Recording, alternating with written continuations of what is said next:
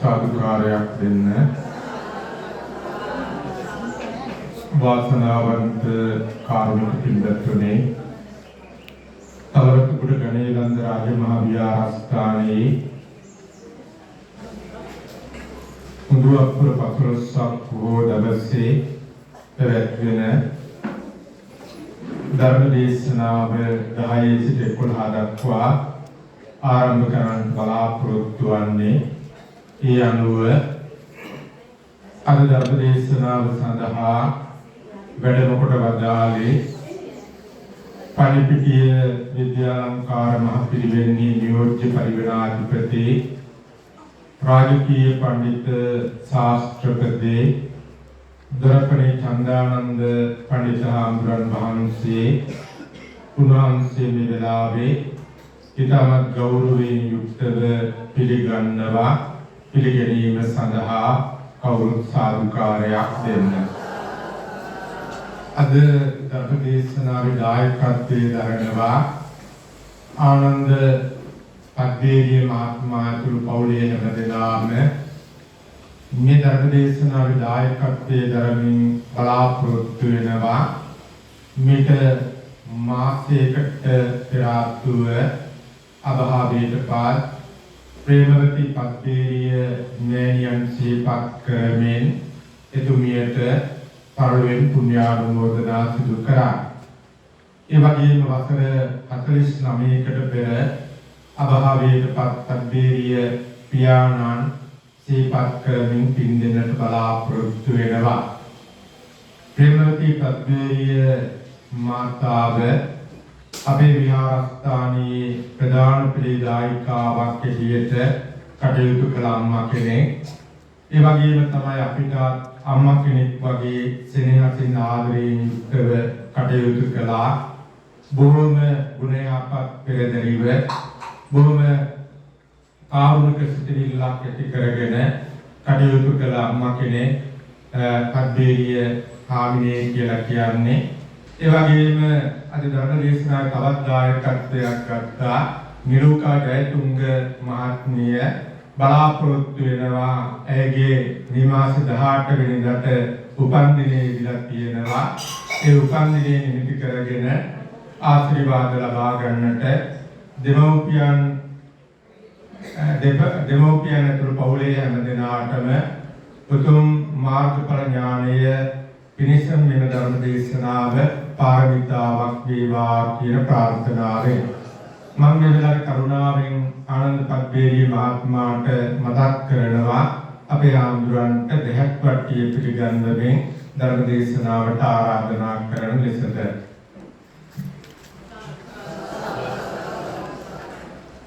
හොඳයි නැවතත් සාදුනාදයක්. සමන්ත චක්කවාලේසු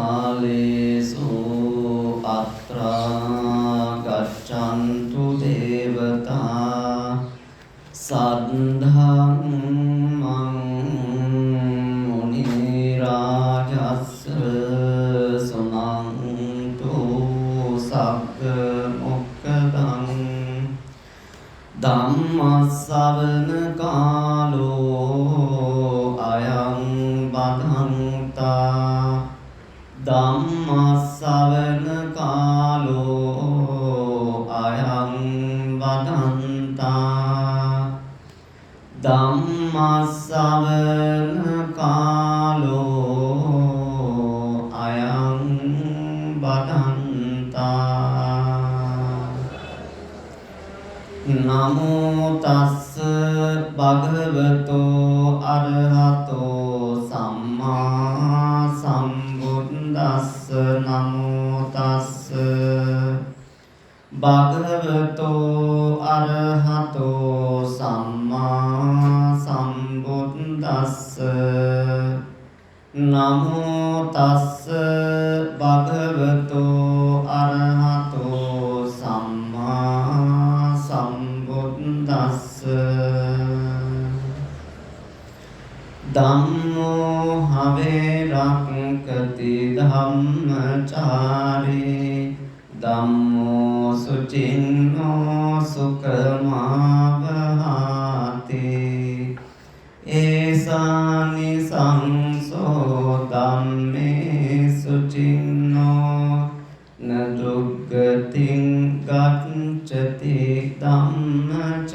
විහාරේති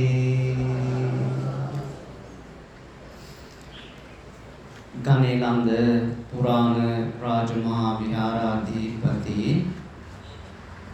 පන්නිපිටිය විද්‍යාලංකාර මහා පිරිවෙනේ ගරු පරිවේනාධිපති කෝට්ටේ කල්යාණී සාමග්‍රී ධර්ම මහා සංඝ සභාවේ කර්මවාගාචාර්ය ආචාර්ය අවසරයි ගැමුණුපුර සෝමවංශ පඬිතුක හාමුදුරුවෝ ප්‍රදාන විහාරස්ත සියලුම මහා සංඝරත්නයන් අවසරයි ශ්‍රද්ධා බුද්ධ සම්පන්න වාසනාවන්ත සදහැබර බෞද්ධ පින්වතුනි අද මේ උඳුවප්පුර පසළොස්වක පොහොය දවසේ මේ පින්වතුන් විහාරස්ථානයේට හිමිදිරි පාන්දර පැමිණිලා අෂ්ටාංග සීලය සමාදන් වෙලා මේ මොහොත දක්වාම විවිධ පින්කම් සිදු කරමින් මේ අවස්ථාවේදී බලාපොරොත්තු වන්නේ සිද්ධ කරන්නට નિયમિત ධර්ම දේශනාවක් ශ්‍රවණය කරන්නට. පින්වත්නි අපි ධර්ම දේශනාවක් ශ්‍රවණය කරනවා කියලා කියන්නේ සාංසාරික වශයෙන් ගත්තහම අපේ ජීවිතේ පුදුමතරම් වාසනාවක් වාග්යක් බවට පත් වෙනවා. ඉතින් ඒ නිසා මේ හෝරාවක පමණ කාලයක් සිද්ධ කරන්නට નિયમિત මේ ධර්ම දේශනාව මුල මැද අග කියන මේ තුන් තැනම හොඳින් ශ්‍රවණය කරලා ඒ ශ්‍රවණය කරන ධර්ම කාරණා ධාරණය කරගෙන මතකයේ තබාගෙන ඒ කාරණාවන් වලට අනුව අපේ ජීවිතය සකස් කර ගන්නවා කියන අදිෂ්ඨානය මේ අවස්ථාවේදී ඇති කරගත යුතුයි කියන ධර්මාවවාදය සිහිපත් කරමින් අද ධර්ම දේශනාවට નિયમિત මාතෘකාව ඒ ධර්ම කාරණා සාකච්ඡා කරන්නට බලාපොරොත්තු වෙනවා. පින්වත්නි පහුගිය සතියකට වැඩි කාලයක් ඊ타මාත්ම දරුණු විදිහට මහා ව්‍යසනයකට සමස්ත රටේම ජනතාව සියලු දෙනා මුහුණ පාපු නිසා ඒ සම්බන්ධව කියවෙන කාරණා ධර්ම කාරණා ටිකක් පදනම් කරගත් ධර්ම සාකච්ඡාවක් තමයි මේ අවස්ථාවේදී මේ දේශනාව තුළ සිද්ධ කරන්නට බලාපොරොත්තු වෙන්නේ. ඒ නිසා මම මාතෘකාව වශයෙන් පුංචි ගාථාවක් යොදා ගන්නට යෙදුණා. අපි ගාථා ධර්මයේ සරල අදහස විමර්ශනය කරලා බලලා ධර්ම දේශනාවට යමු.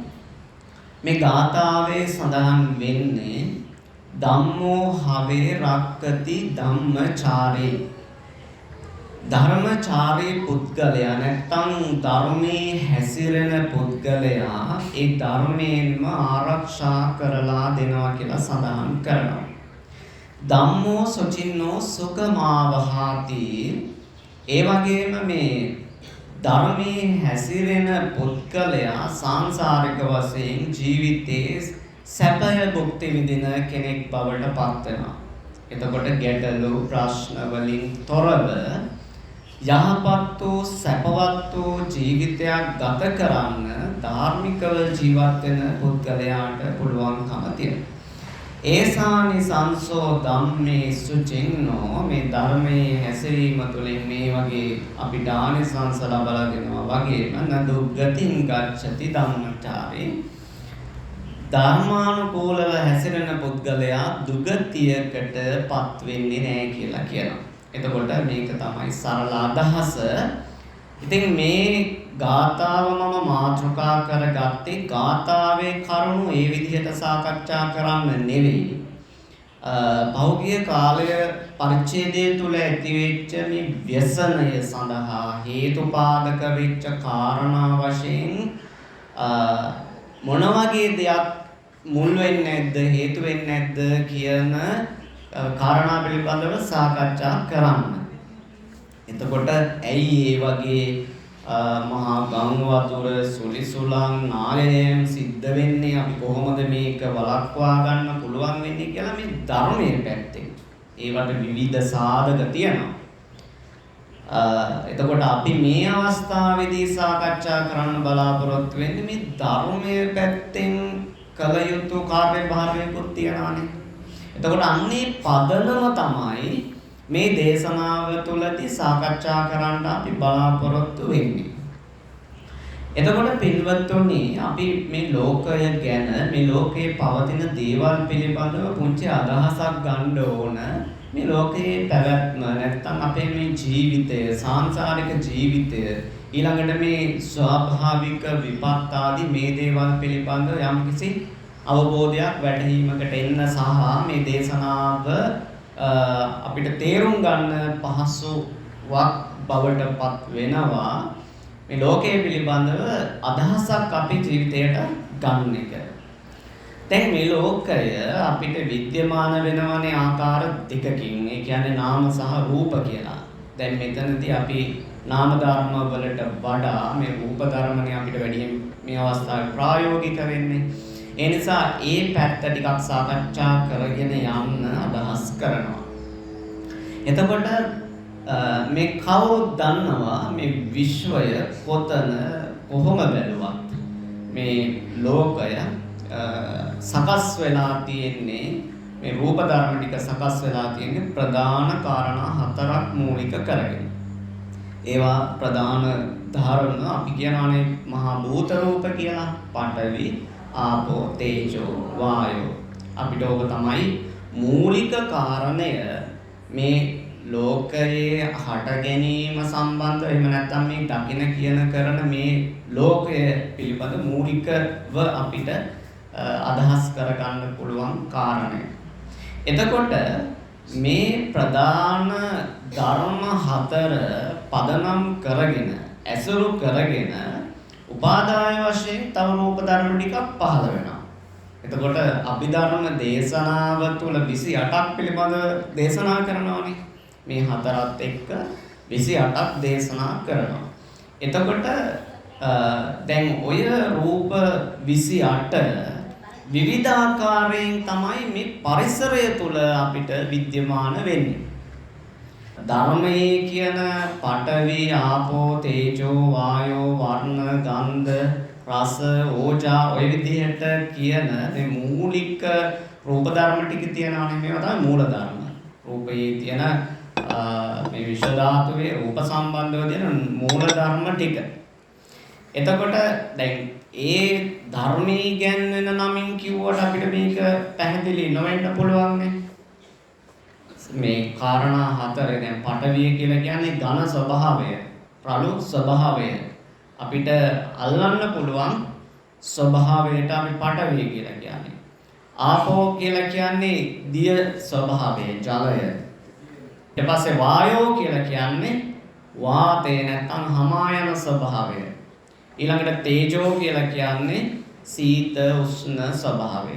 එතකොට ඔන්නය කාරණා හතර පදනම් කරගෙන තමයි මේ ලෝකේ විද්‍යමාන වෙන හැම දෙයක්ම ගොඩනැගිලා තියෙන්නේ.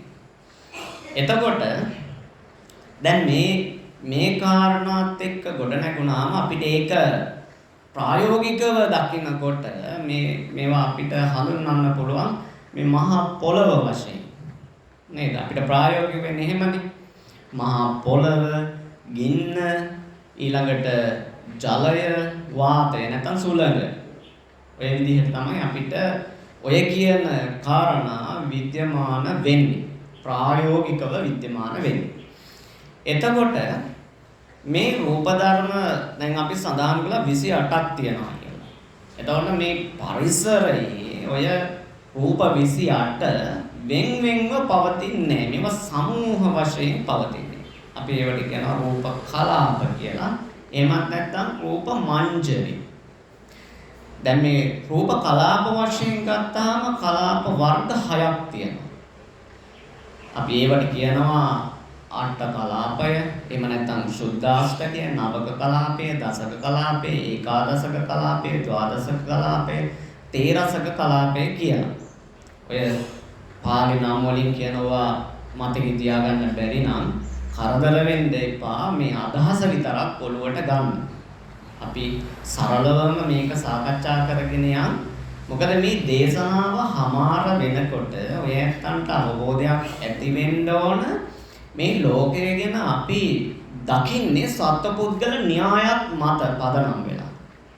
ඔන්නේ න්‍යාය බිඳලා ධර්මතාවයෙන් දකින්ද යම් අදහසක් මේ දේශනාව අවසානයේ වෙහැත්තන්ට ඇති වෙනවා නම් මේ දේශනාව හොඳට ශ්‍රවණය කළා වැටුණා කියලා අවබෝධ කරගන්න පුළුවන්කම තියෙනවා.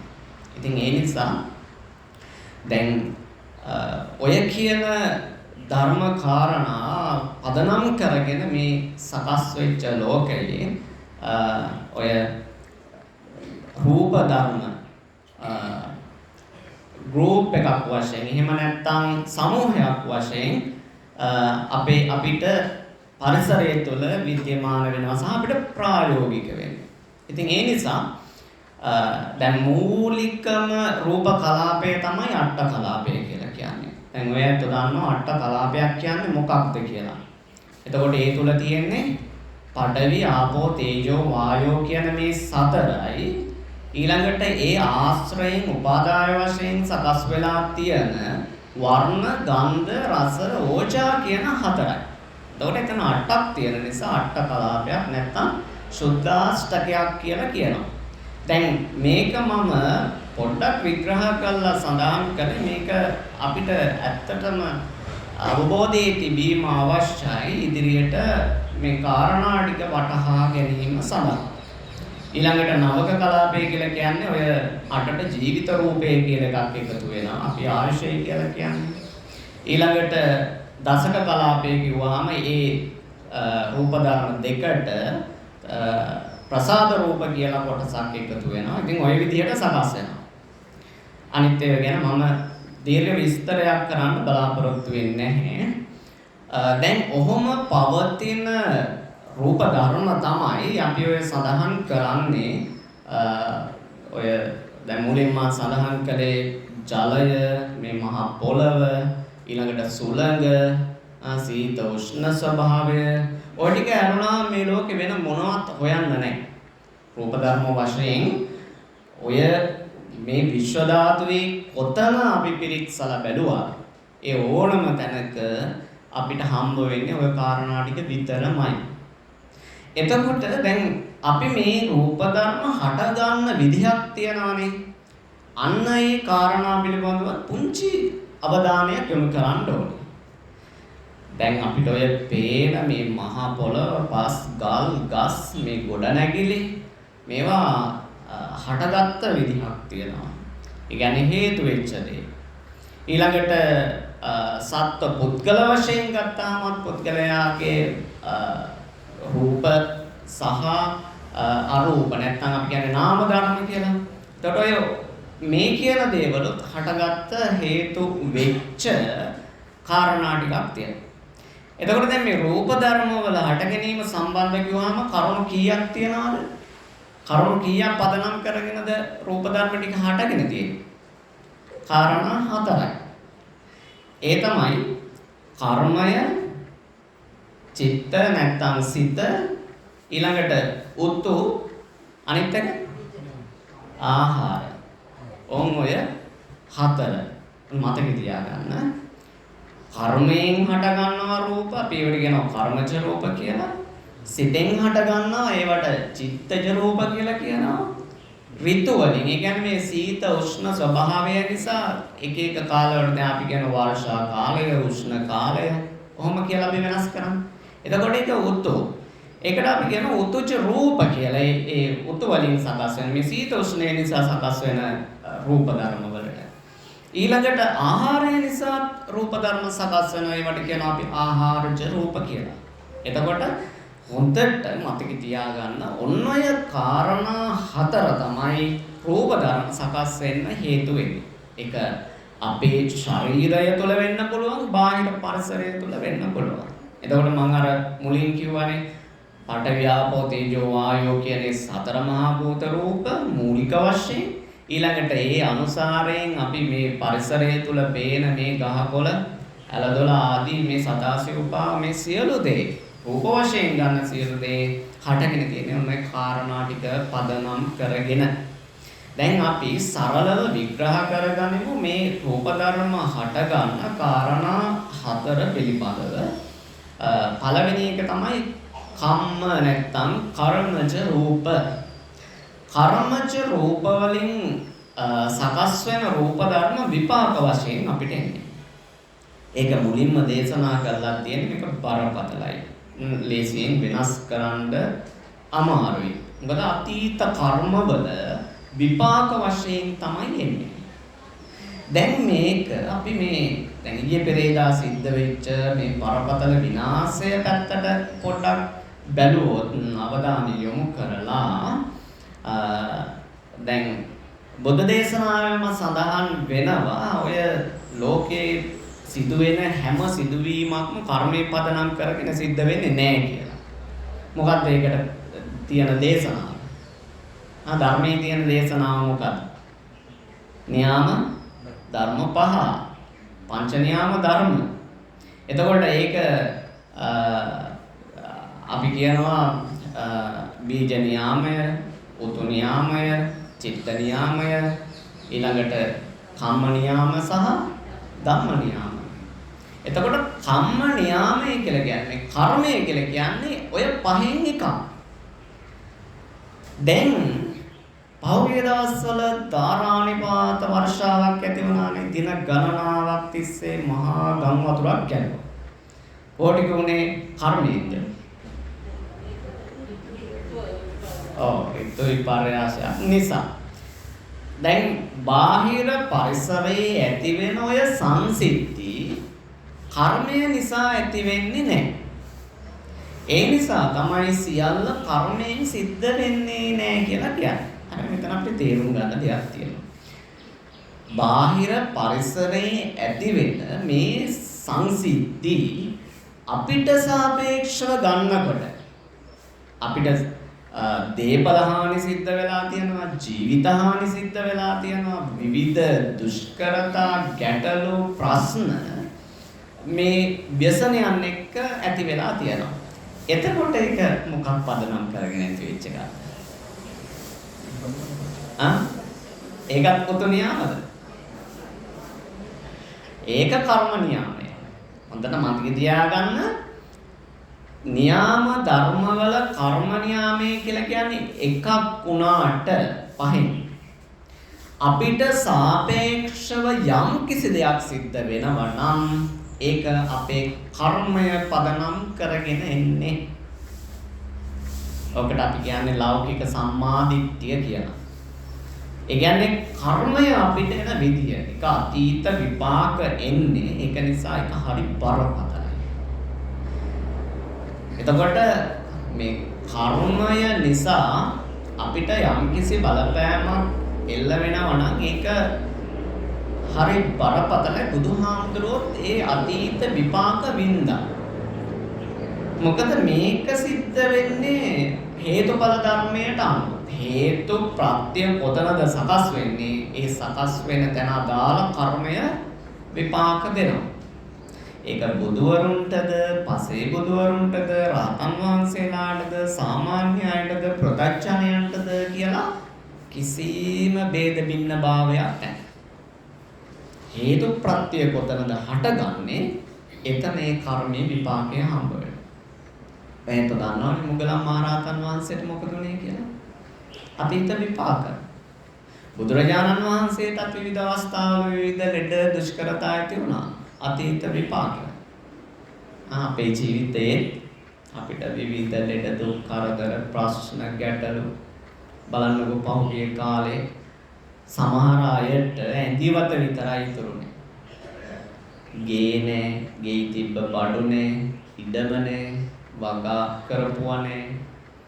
බලන්න අහිමි වෙලා යන විදිහ. එතකොට ඒක කර්මයට සාපේක්ෂවයි ඉන්නේ. බාහිර පරිසරයේ උතු නියාමය වෙන්න පුළුවන්. ඒක උතුජ රූප වෙන්න පුළුවන්. හැබැයි අපිට නකොට ඒක කර්ම යතුලින් සිද්ධ වෙන ඒවා. එතකොට ඒ අනුව වෙන ලෙඩ රෝග විපත්ති කරදර විවිධ විදිහට එනවා. එතකොට ඒවා කර්මයේ පදනම් කරගෙන ඇති වෙන දේවල්. ඊළඟට මේ චිත්තජ රූප ගත්තාම සිත කියන්නේ රූප සකස් කරන ධර්මතාවය. එතකොට සිතිනුත් රූප සකස් කරනවා. දැන් අපි සිතන පතන විදිහට මේ චිත්තජ රූප ටික සකස් වෙනවා. දැන් ඔය නැත්තන්ට තේරුම් ගන්න පහසු වෙනවා. දැන් අපි හේතු චෛතසික කියලා චෛතසික 6ක් පිළිබඳව තේරවාද අභිධර්මයේදී සාකච්ඡා කරනවා. ඒවා මේ හේතු චෛතසික කියලා නමින් කිව්වට වෙන මොනවත් නෙවෙයි අපි නිතර කතා කරන ලෝභය, ද්වේෂය, මෝහය සහ ලෝභ, ද්වේෂ, මෝහ කියන මෙන්න මේ 6. ඒවට කුසල මූල කියලාත් කියනවා, අකුසල මූල කියලාත් කියනවා. එතකොට මෙන්න මේ චෛතසික ධර්ම අපේ සිතේ යෙදීම අනුව අපේ ශරීරය තුල සහ බාහිර පරිසරයේ රූප ධර්ම ටිකක් හට ගන්නවා. ඕකට කියනවා මනෝමය කියලා, මනසින් නිර්මාණය කරන දේවල්. මයින්ඩ් මේඩ් කියලා කියන්නේ. එතකොට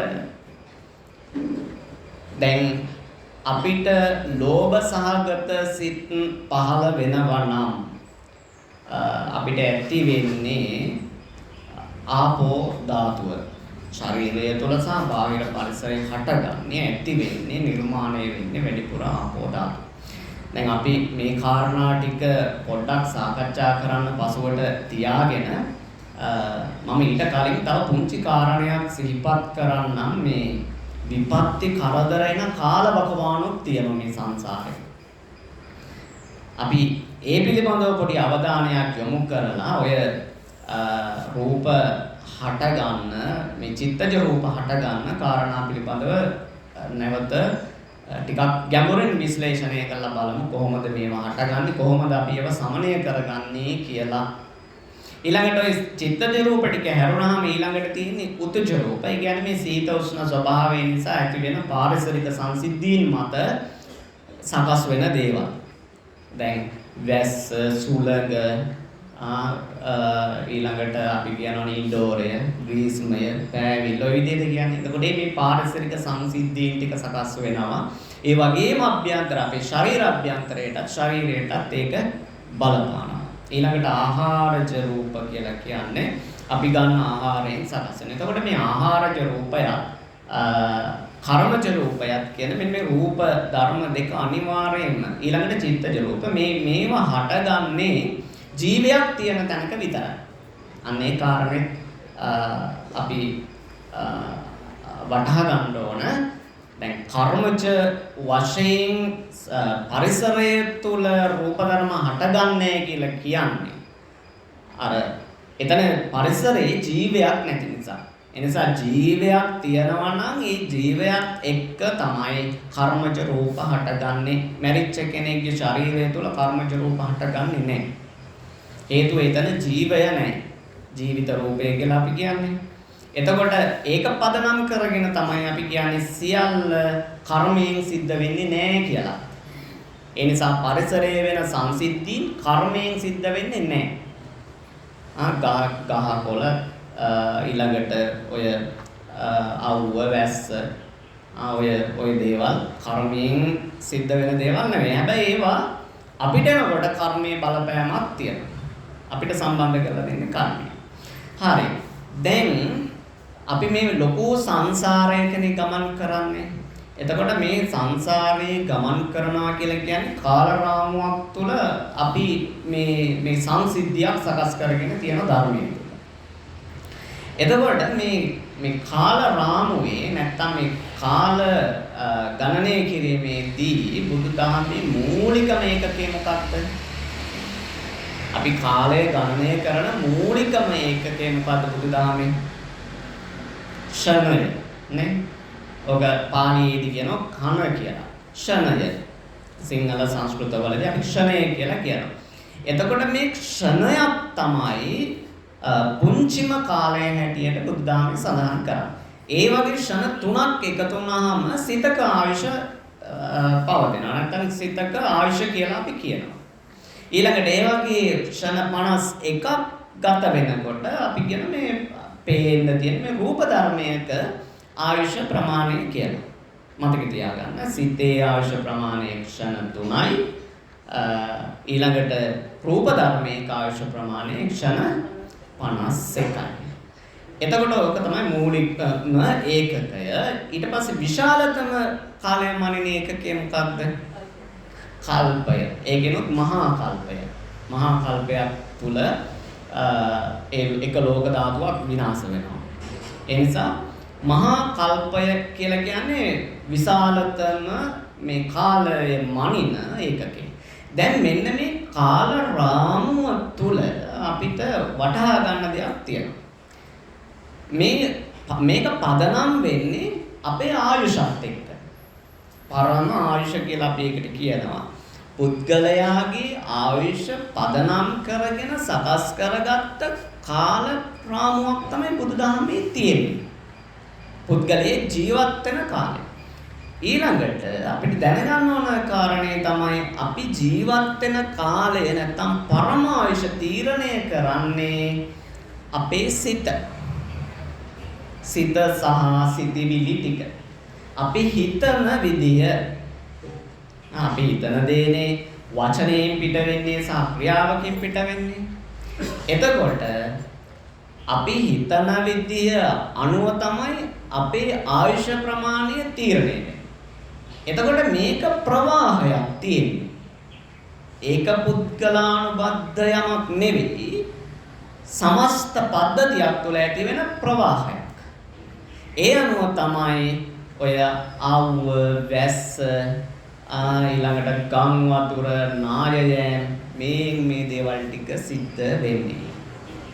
දැන් අපි එතනට යන්න කලින් මේ කාල සංසිද්ධිය එක්ක මේ වෙනස් වෙන ස්වභාවයක් තියෙනවානේ. දැන් අපි ඔය ක්ෂණ වශයෙන් අරගෙන ටිකක් දිගට නැනගෙන යනකොට අපිට හම්බ වෙනවා කල්පයක්. කල්පයක් නැත්තම් අන්තර කල්පයක් කියලා අපි කියනවා. ඊළඟට ඔය කල්ප වශයෙන් ගන්න මූලික ඒකකේ. දැන් මේ කල්පයක් ඔය කියන කල්ප 64ක් එකතු වුණාම අසංඛ්‍ය කල්පයක් වෙනවා. ඒ වගේ කල්ප 4ක් එකතු වුණාම මහා කල්පයක් වෙනවා. ওই විදිහට මේක සකස් වෙලා යන්නේ. දැන් මේ කල්පයක් තීරණය කරන්නේ කොහොමද? අර ගව්වක් දිග ගව්වක් ගැඹුරු ගව්වක් උස ඔහොම කියලා කියන්නේ අපෑට ටිකක් දාලා ඒ වගේ කොටුවකට අවුරුද්දකට එක අයින් කරාම ඔහොම එනවා කියලා කියනවානේ. ඒක මම නම් දන්නේ කවුද එහෙම නිර්මාණය කරලා තියෙන්නේ, කවුද එහෙම කරලා ඒක කල්පයක් හරියට වෙනවාද කියලා මැනලා තියෙන්නේ කියලා.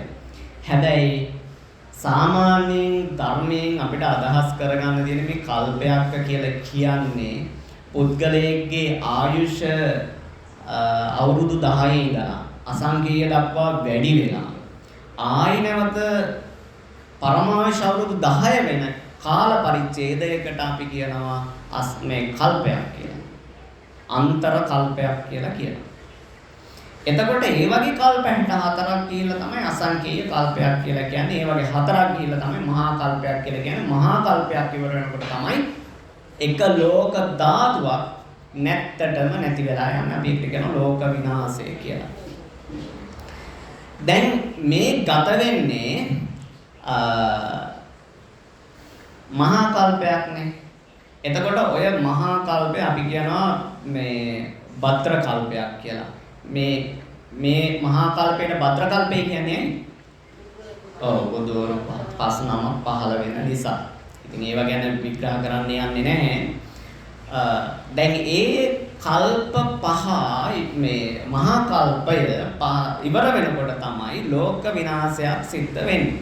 දැන් ඔය අන්තර කල්පයක් තියෙනවනේ. අර ආයුෂ 10 ඉඳලා අසංඛේය දක්වා ගිහිල්ලා නැවතත් අවුරුදු 10ට යන කාලේ. අපි ඉන්නේ කොහෙද? අඩු වෙන කාලනේ. බුදුහාමුදුරුවන්ගේ කාලේ පරමාවශ කීයද? 100යි. එතන ඉඳලා දැන්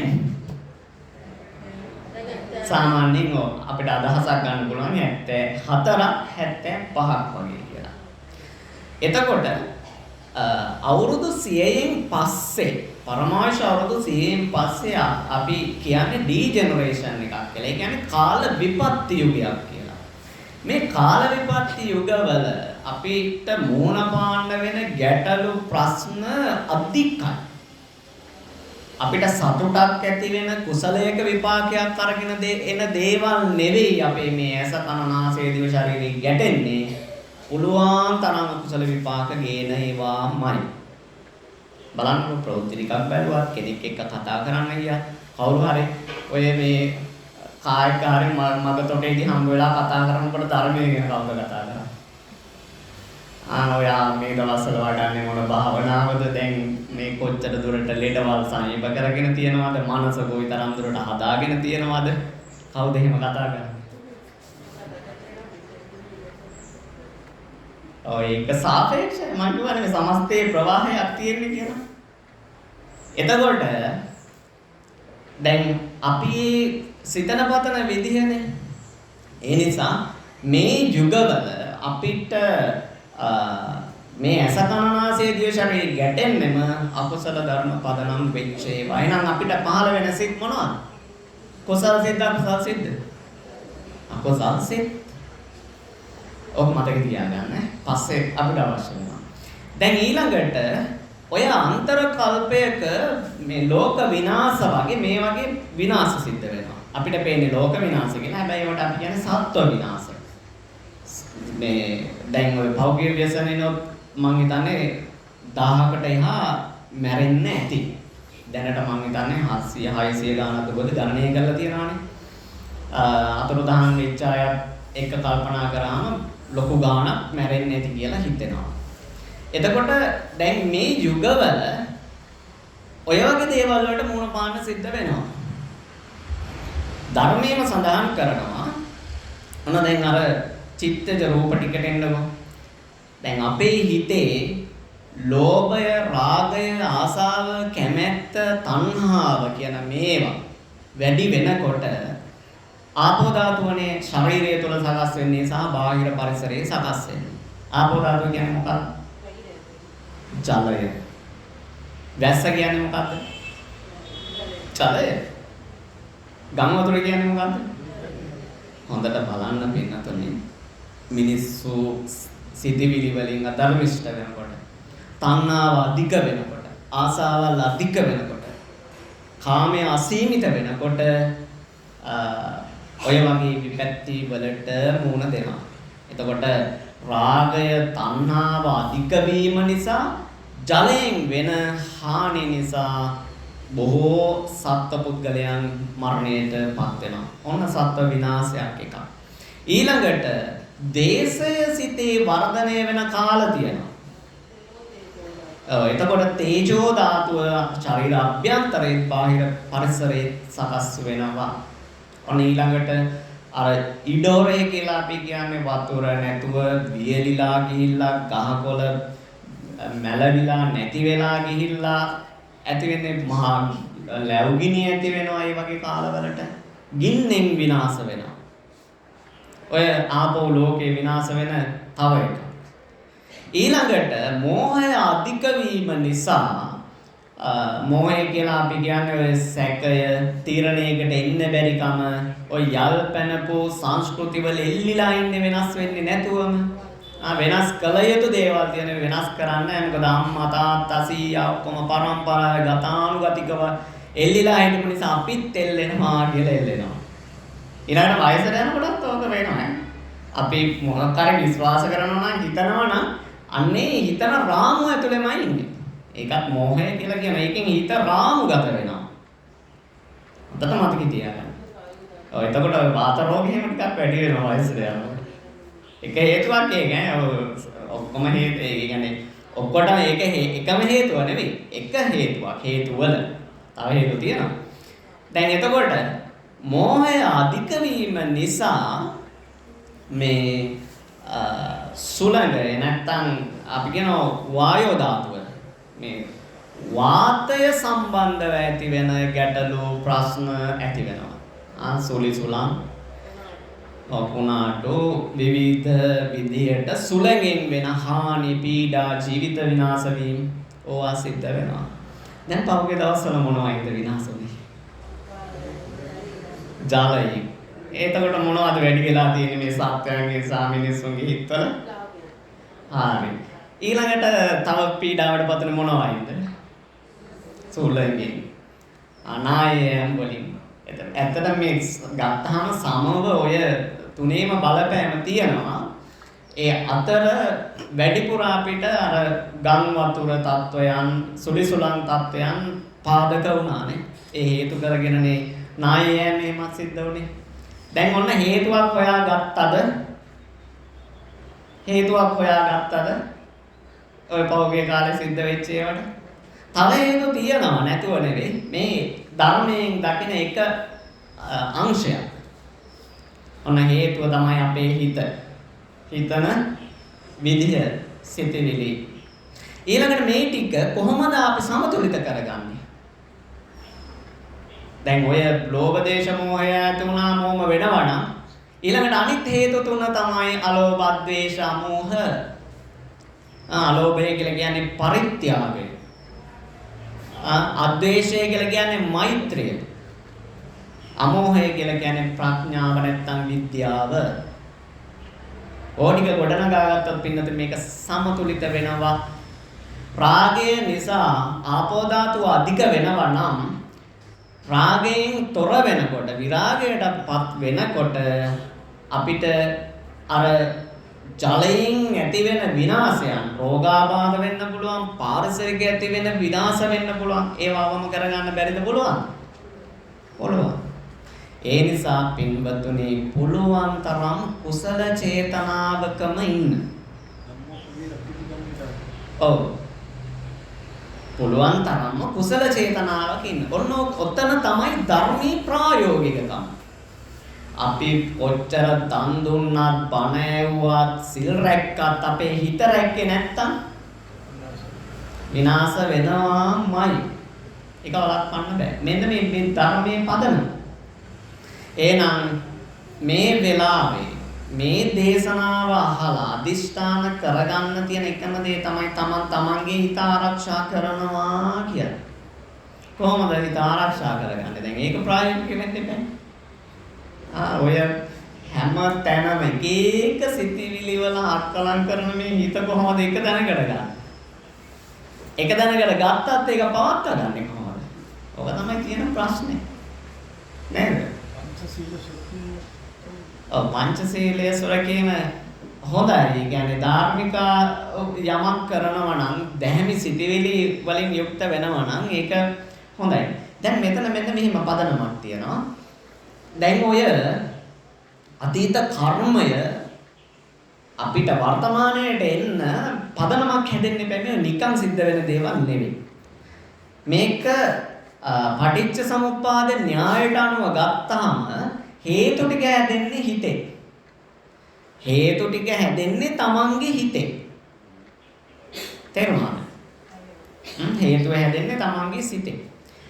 ඊළඟට ඒකට ප්‍රත්‍ය වෙන ධර්මතා ටික වටපිටාවේ පරිසරයේ පාරිසරික සාධක වශයෙන් හටගන්නවා. අපේ අවට ඉන්න සත්ත්ව පුද්ගල මේ තියෙන පරිසරයේ ස්වභාවය මේ හැම දෙයක්ම ප්‍රත්‍ය වශයෙන් ඒකට එකතු වෙනවා. ඔන්න දැන් හේතුව හැදුනා හිතේ, ප්‍රත්‍ය ටිකත් හරිනම් ඒ විපාකය දෙනවාමයි. පෞගේ කාලේ දැන් ඔය පස් කඳු වලට යට වෙලා මැරුණානේ. ඒ අය ගැන මේ මම කියන විදියට හිතන්න එපා. දැන් මම කර්මයක් කියන විදිහක් කියනවා. දැන් අපි සත්තු මරන්න උගුල්ලට වනවා නේද? අර ගල් ගෙඩි ගොඩ ගහලා අපි හදනවා උගුල. ඒකට හබක කියලා කියන්නේ. ගල් ගෙඩි ටිකක් පුරවලා දැන් සතා ඇතුළට ගියාට පස්සේ අර ඔක්කොම ගල් මැස්ස කඩාගෙන වැටෙනවා ගියඟට. ඌ තැලිලා මැරෙනවා. දැන් කඳු කඩාගෙන වැටිලා, ගෙවල් කඩාගෙන වැටිලා, ගල් ගෙඩි පෙරලිලා මැරෙනකොට ওই දෙක අතර වෙනසක් තියනවාද කියලා නිකන් හිතලා බලන්න. ඒ නිසා පින්නතුනේ කොහේවත් ජීවිතයකට හානියක් කරන්න එපා. කෙනෙක්ගේ සතුටකට බාධාවක් කරන්න එපා. කෙනෙක්ගේ ජීවිතයකට හානියක් කරන්න එපා. ඒක සත්වයක් වෙන්න පුළුවන්, පුද්ගලයෙක් වෙන්න පුළුවන්. මම හැමදාම කියන්නේ මధుරෙක් ඇවිල්ලා විදිනකොට ඔය තලලවි මරලා දාන්න එපා. ඒවත් ඔය විදියට එනවා. ඒ නිසා මදුරුව තලනවා සත්තුන්ට උගුල් අටවනවා මතක් කරගන්න ඔය වෙන දේවල්. ඒකයි මං කිව්වේ අර එහෙම යට වෙච්ච කට්ටිය යට උනේ හේතුව ඒකම නෙවෙයි. අපිට එහෙම නිගමනයකට එන්න බෑ. ඒ තරම් අපිට අපි රහත් වෙලා නැහැනේ. බුදු වෙලත් නැහැ. ඒ නිසා අපිට එහෙම දකින්න බෑ. නමුත් ඒ විදිහට තමයි ඒ කර්ම අපිට ලං වෙන්නේ. ඒ නිසා මෙතන කර්ම නානත්වයක් තියෙනවා. බලන්නකෝ මේ යට වෙච්ච කට්ටිය ඇඟේ සීරීමක්වත් නැතුව බේරිච්ච අය ඉන්නවා. ඊළඟට අතපය කැඩිලා බිඳිලා තුවාල වෙලා මේ ඉන්න අය ඉන්නවා. ඊළඟට හොඳටම ඇඟ ඩැමේජ් වෙච්ච කට්ටිය ඉන්නවා. මැරිච්ච අයත් ඉන්නවා. තමන්ගේ ජීවිතේ තමන්ට ඉතුරු වෙච්ච අය ඉන්නවා.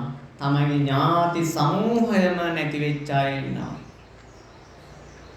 සමහර වෙලාවට තමන්ගේ කාටවත් පීඩාවක් නැති අයත් ඉන්නවා. ඔය අතර මේ කර්මයෙන් එතෙන්ට ගෙනියපු අයත් ඉන්නවා. බලන්නකෝ කී දෙනෙක් එක පස් කන්දක් වැඩනකොට ඒ කුඩට ගිහිල්ලා බලනවා ඊළඟ එකෙන්නේ කොහොමද කියන්නේ. එහෙම වෙච්ච අය ඉන්නවා. ගම් වතුර ගහගෙන යද්දී ඒව බලන්න දුවන කට්ටිය ඉන්නවා. සමහරව ඒකෙන් අයින් වෙන්න අදහසක් ඇති වෙන්නේ නැති අයත් ඉන්නවා. මේ ගිලෙනවා වතුරේ. පණ බේර ගන්න ඕනේ කියලාවත් හිතෙන්නේ. බලන්න කර්මයේ ගෙනියන තැන් අපි. ඒ නිසා අපි මේව දැක ඇත්තටම කල යුත්තේ අනේ අපොයි කියන එක නෙවෙයි. දුක් වෙන එක නෙවෙයි. ඔය தত্ত্বය අපිටත් යම් අවස්ථාවක දෙන්න පුළුවන්. දැන් අපේ ලංකාවේ මිනිස්සු කියනවානේ අපේ ස්වාභාවික විපත්ති අඩුයි අපිට මේ අර සුනාමි තත්ත්ව නැහැ ඒවා අඩුයි ගිනි කඳු නැහැ ඒවා ලංකාවේ අපි ඒවෙන් ආරක්ෂිතයි මේක හොඳ රටක් කියලා බලන්නකෝ වෙන විදිහවලට එන්නේ නැද්ද අපි තනි භූමියක හිටියොත් ගම් වතුරෙන් යට වෙනවා කන්දක් උඩ හිටියොත් නාය යෑමෙන් අනතුරටපත් වෙනවා ඒ නිසා මේ කර්මයට කොහෙවත් සමාවක් නැහැ.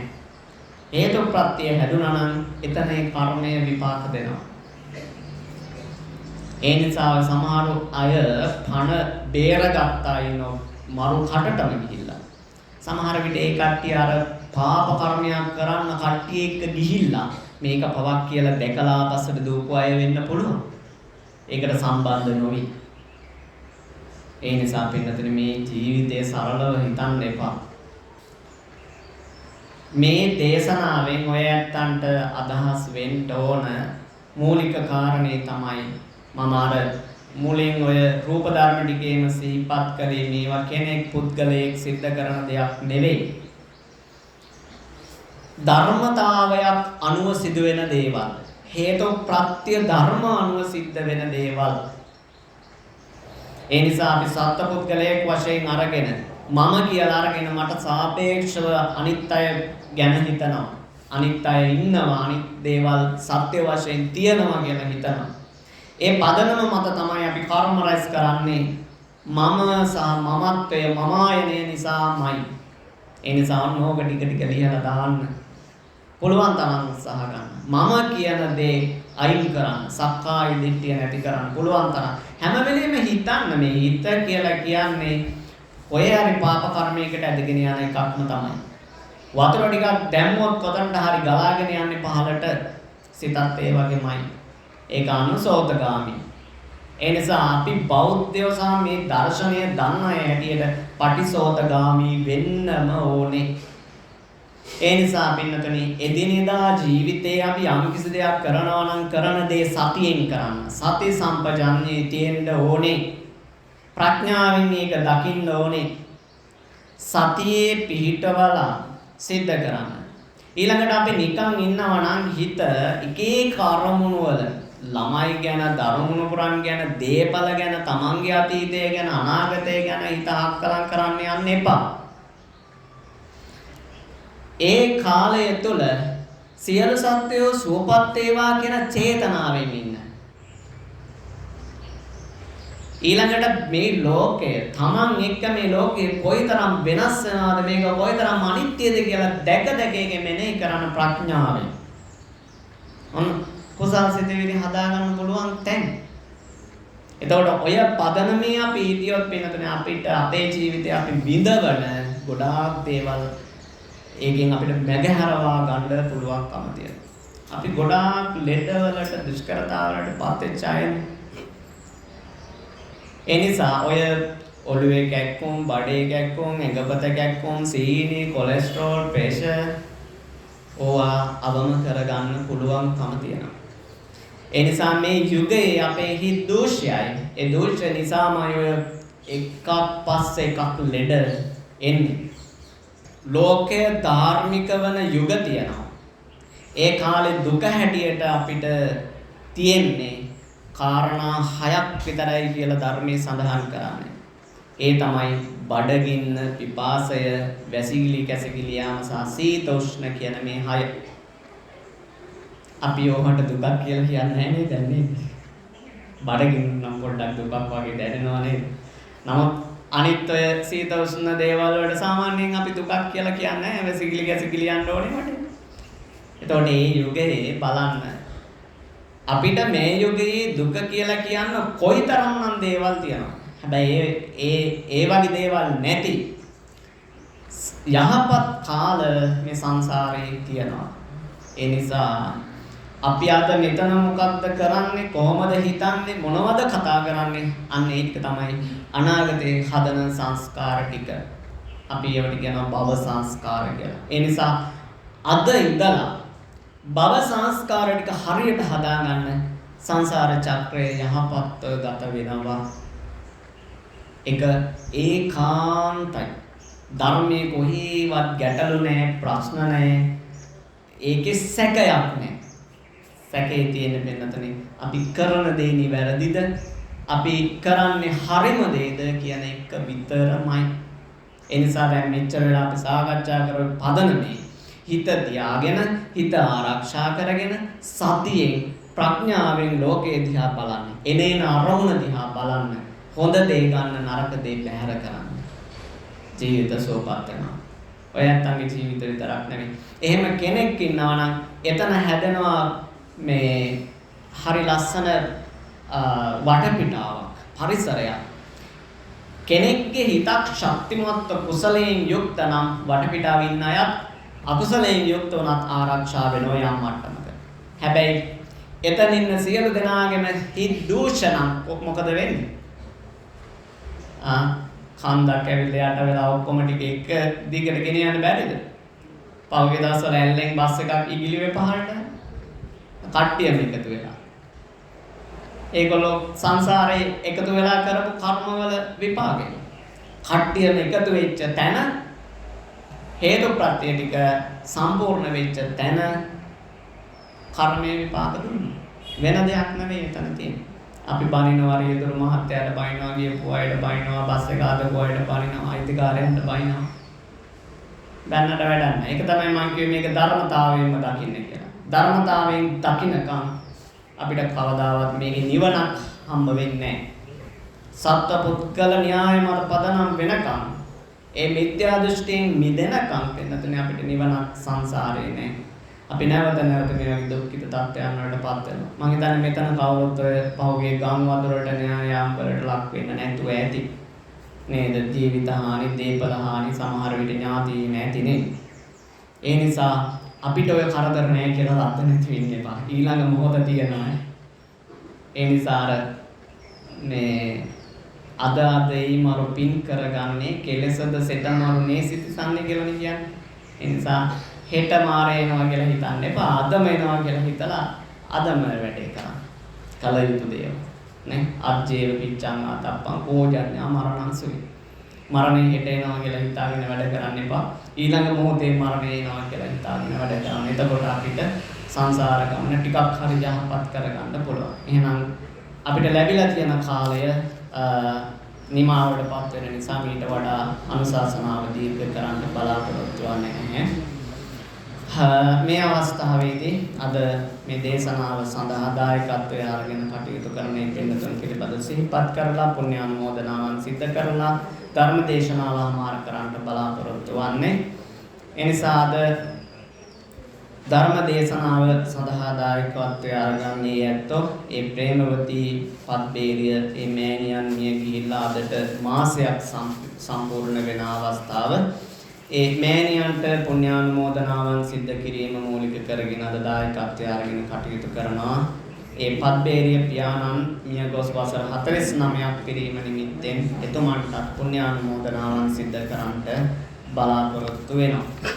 ඒ වගේම දෙසැම්බර් මාසයේ 18 වන දින ජන්ම දිනට පුණ්‍යානුමෝදනා කිරීම සඳහා නිලෝකා ජයතුංග සහ ඇයගේ දෙමව්පිය දෙපළට පවුලේ සැමට උතුම් වූ සෝවාන් මාර්ගඵල ඥානය පිණිසම මෙම ධර්ම දානමය පාරමිතාවක් වේවා කියලා අපේක්ෂා කරනවා ප්‍රාර්ථනා කරනවා.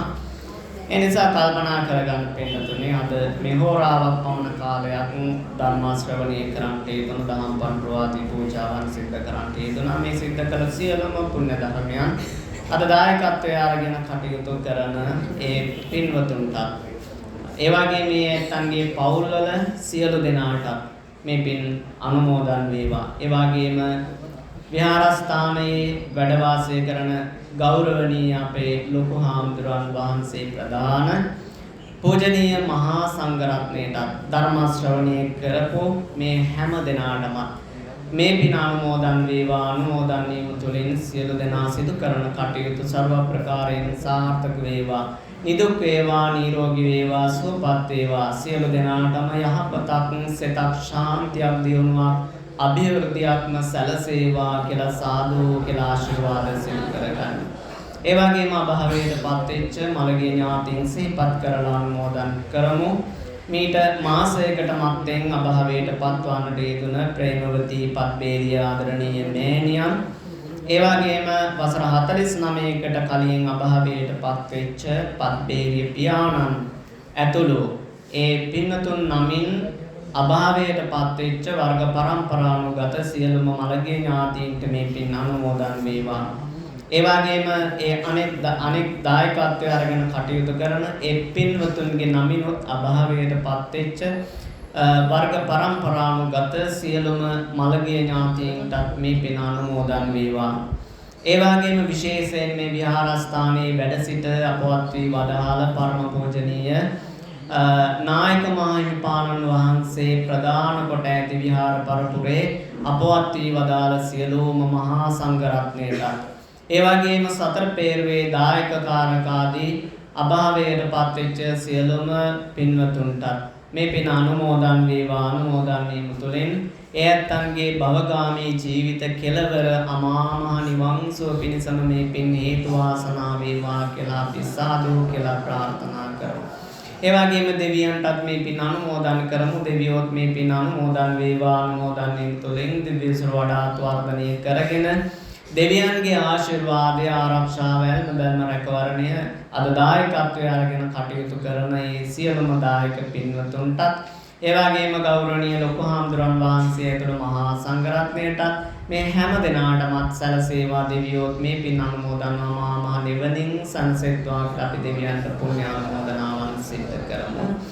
ආකාසට්ටා ච බුම්මට්ටා දේවා නාග පුඤ්ඤන්තං අනුමෝදිත්වා චිරං රක්ඛන්තු ලෝක සාසනං. ආකාසට්ටා ච බුම්මට්ටා දේවා නාග පුඤ්ඤන්තං අනුමෝදිත්වා චිරං රක්ඛන්තු දේශනං. ආකාසට්ටා ච බුම්මට්ටා දේවා නාග පුඤ්ඤන්තං අනුමෝදිත්වා චිරං රක්ඛන්තු මං පරන්ති. හොඳයි, වන්දනා කරමු. අභිවාදන සීලිස නිච්ඡං වද්ධාපචායිනෝ චත්තාරෝ ධම්මා වඩ්ඩන්ති ආයුවන්නෝ සුඛං බලං ආයුරාරෝග්‍ය සම්පatti සග්ග සම්පatti මේවච අතෝ නිබ්බාන සම්පatti ඉමිනාතේ සමිච්ඡතෝ